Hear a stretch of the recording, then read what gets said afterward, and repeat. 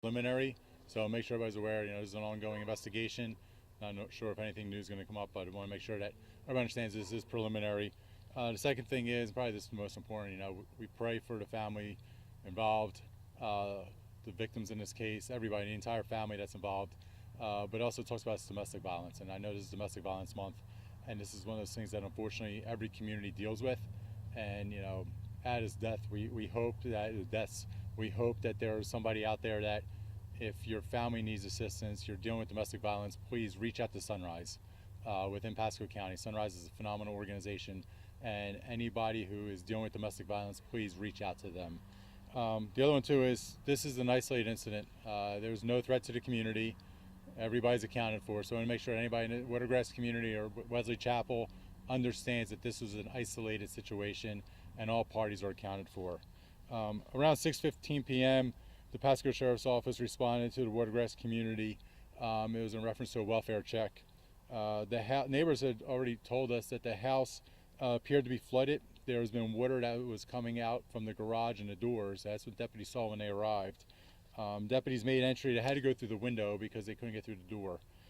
As they went through the window, they saw a couple that was in the living room area.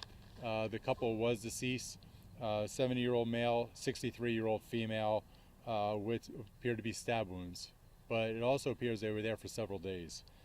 Inside the locked bathroom, there was a deceased adult male. He was in the bathtub. It appears that he self-inflicted, that he died of his own causes by himself. And so that it was a 32-year-old male. We believe that the 32-year-old male, we know, was the son of the 70-year-old male and the 63-year-old female. Neighbors said they saw water coming from this house since probably last week, maybe last Thursday. So this has been, we believe that they were deceased in this house for numerous days before we got here this evening. But it goes back to the fact, this is a sad situation. We don't know what caused them. We don't know what caused, this son to kill his parents and then kill himself, what it appears to be. But we do know that it was domestic violence. And that's what we go back to. Anybody in the community that's dealing with this horrible situation with domestic violence, please reach out to Sunrise, reach out to somebody, get help.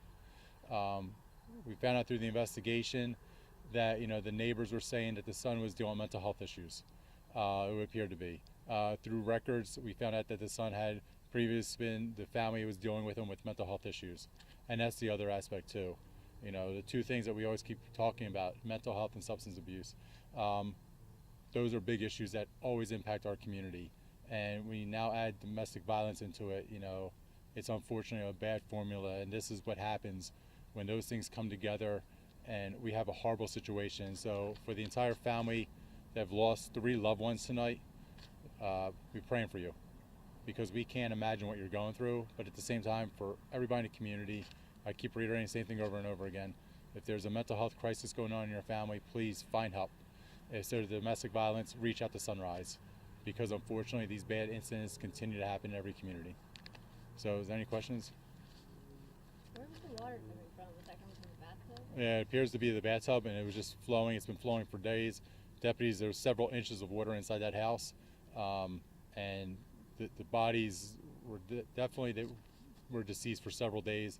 That water had been piling up, but when you go outside and you see the garage, you can see that water was still flowing down there. Deputies were able to turn off that water, but it was coming out. The neighbors even said, we've been seeing that for a couple days now. So that's what we got the call out today about the welfare check, and that's what we found. All right, we're good. Appreciate it. Thank you all.